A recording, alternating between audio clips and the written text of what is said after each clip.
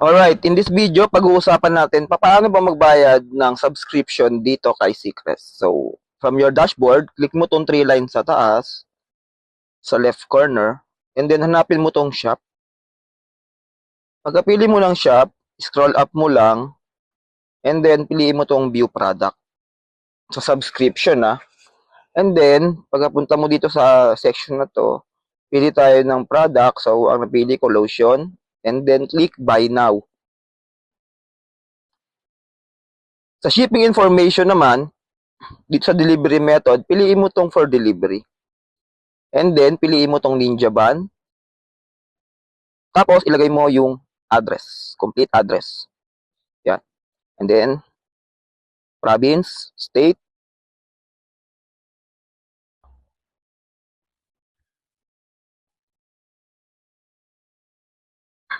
barangay, ilagay yung zip code,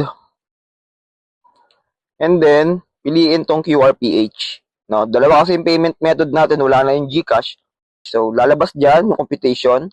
Merchant fee, 15. Shipping fee, 95.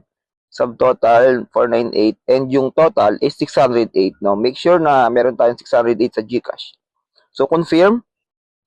So, mariredirect ka sa ganitong gateway payment. So, ito na yung gateway payment ni Seacrest na mas pinaganda, mas pinabilis, at mas pinadali. Meron lang konting fee, pero worth it naman. So, pag nandito ka na, i-download mo tong QR code sa ilalim. Download QR code. Pag na-download mo na yan, no, download complete, punta ka na sa GCash.